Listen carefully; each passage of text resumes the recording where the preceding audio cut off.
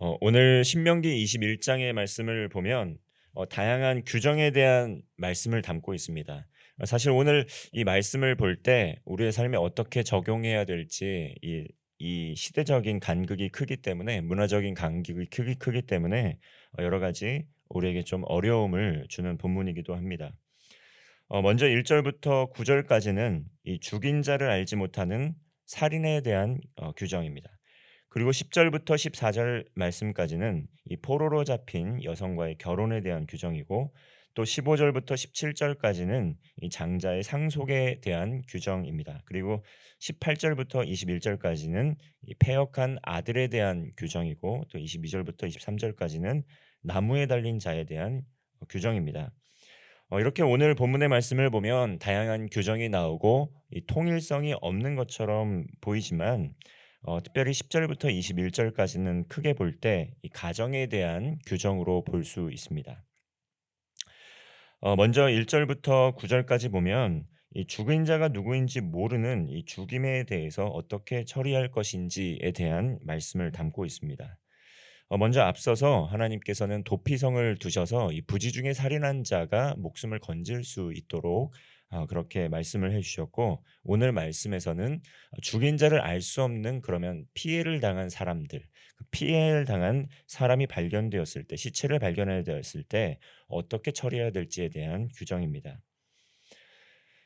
먼저 2절의 말씀입니다. 너의 장로들과 재판장들은 나가서 그 피살된 곳의 사방에 있는 성읍의 원근을 잴 것이요. 먼저 장로와 재판장이 이 피살된 사람이 있는 곳의 성읍의 거리를 재라고 말씀을 합니다.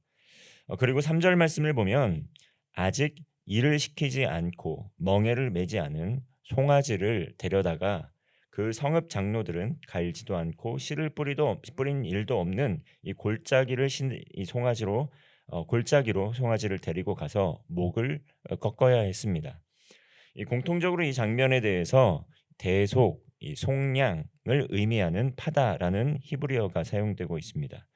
이것은 시체를 발견하게 된 이 성읍이 이 사람의 죄와는 무관하다는 것을 또 이렇게 인증하기 위해서 이 무고한 자의 죽음과 이 성읍이 관련이 없다는 것을 보여주기 위해서 송아지를 통해 대속하는 그러한 의식을 한 것입니다.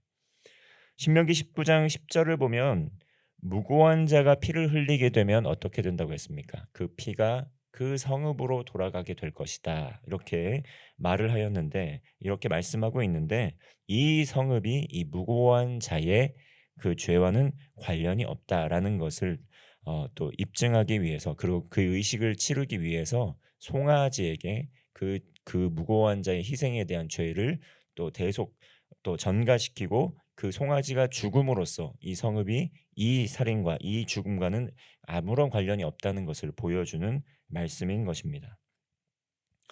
5절의 말씀을 보면 레위 자손 제사장들도 그리로 갈지니 그들은 내 하나님 여호와께서 택하사 자기를 섬기게 하시며 또 여호와 이름으로 축복하게 하신 자라. 모든 소송과 모든 투쟁이 그들의 말대로 판결될 것이니라. 이렇게 레위 자손의 이 제사장들이 이 모든 의식들을 공정하게 재판하고 판결해서 이것이 여러 가지 시시비비를 가리는 일들을 감당했다는 것입니다.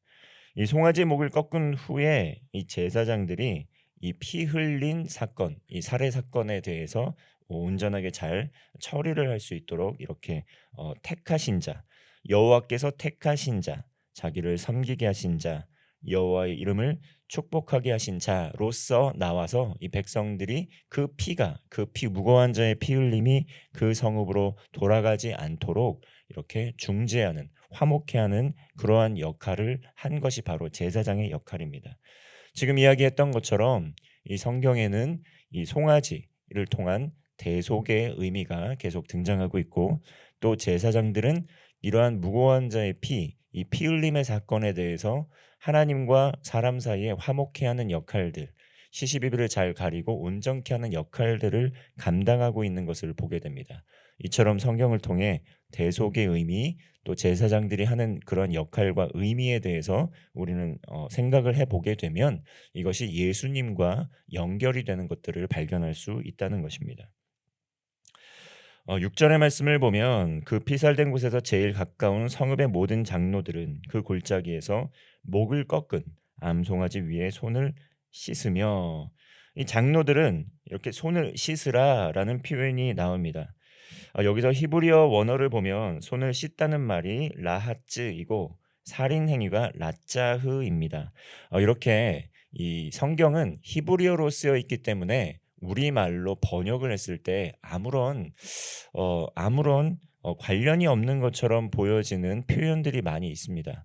그런데 원어를 보면 이 원어 성경을 읽을 때에는 그것이 비슷한 말을 가지고 언어 유희를 하는 것이구나라는 그러한 것을 알 수 있습니다. 언어가 다르기 때문에 이 번역을 했을 때 우리가 볼 때는 이제 전혀 다른 발음과 전혀 다른 표현이지만 이 히브리어 원어로 보면은 이 비슷한 표현을 쓰면서 에둘러서 언어 유희를 하는 것을 볼 수 있다는 것이죠.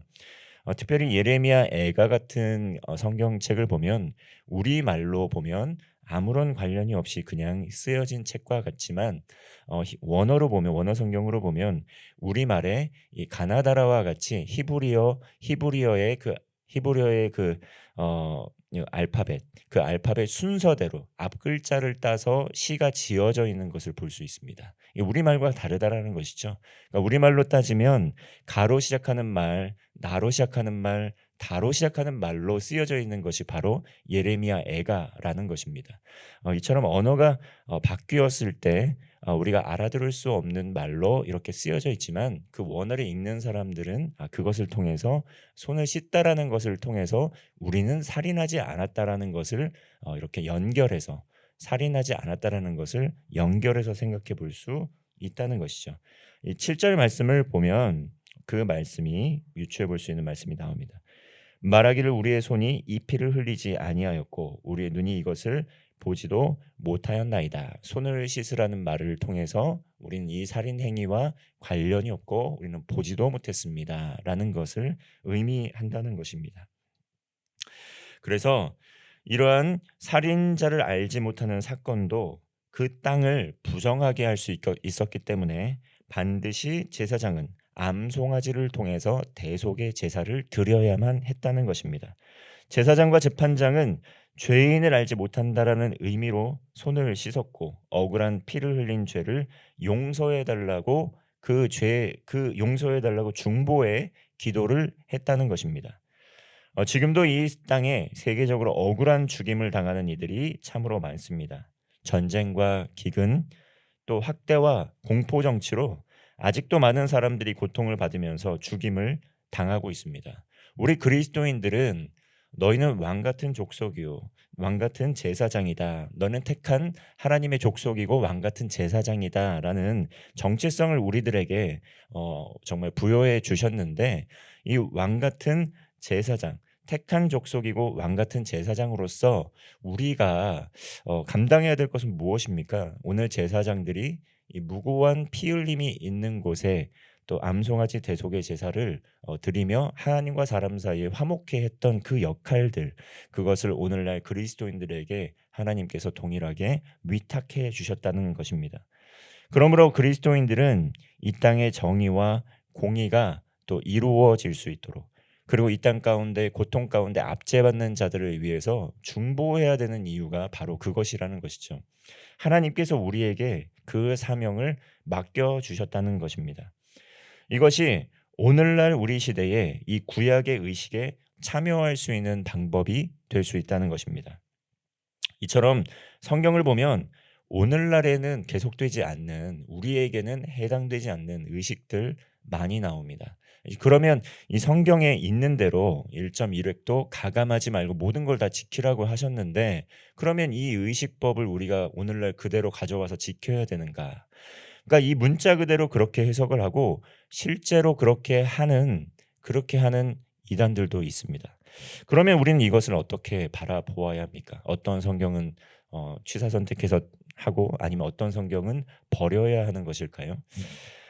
성경을 보면 크게 도덕법과 시민법과 의식법 이렇게 율법을 세 가지 율법으로 나눠 볼 수 있습니다. 도덕법과 시민법, 의식법입니다. 그런데 도덕법은 변하지 않는 불변의 진리의 법입니다. 시간이 흘러도 세월이 흘러도 변함이 없습니다. 그러나 오늘 본문에 나오는 또 의식법이라든지 또 시민법 같은 경우에는 그 공동체와 특정한 시대의 공동체와 나라에서 지키는 시민법과 의식법 같은 경우에는 이것이 바뀔 수 있다는 것이죠.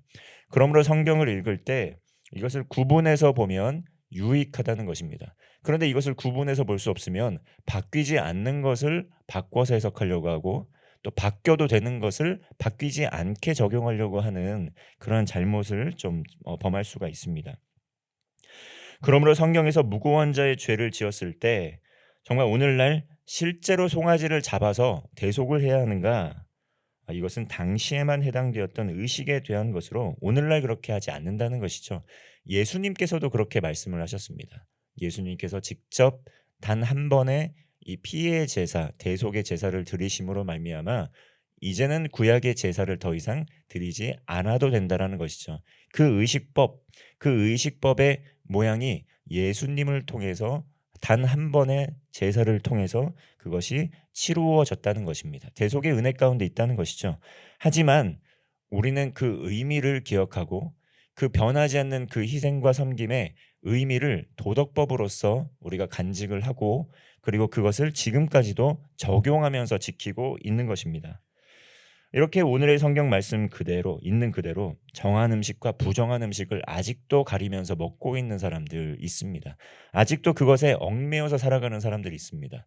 그러한 것들이 고린도서를 보면 음식에 대한 논쟁으로 우리가 나오는 것을 볼 수가 있다는 것이죠.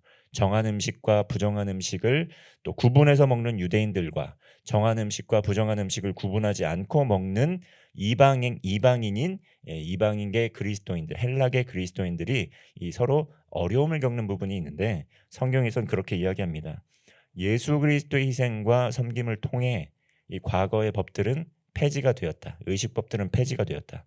이제 예수 그리스도 안에서 하나님께서 속되다 하지 않은 것을 너희들이 속되게 할 수 없다. 하지만 그러므로 아무 음식이든지 먹어도 상관이 없다. 하지만 이웃들이 그것 때문에 실족하게 된다면 형제 사랑의 관점에서 먹지 않는 것도 좋다. 이렇게 사도 바울이 말씀하는 것을 보게 된다는 것이죠. 오늘 신명기 말씀을 보면 우리의 삶에 적용하기 어려운 그대로 적용하기 어려운 본문의 말씀이 있습니다. 패역한 아들이 있을 때 그 아들을 돌로 쳐 죽여라. 이거 오늘날 우리는 적용하기가 어렵습니다. 그런데 아직도 이러한 율법의 규정들을 실제로 적용하고 있는 그 나라들이 있습니다. 이슬람 국가 같은 경우에는 이 모세 오경을 그들이 같이 공유하고 있습니다.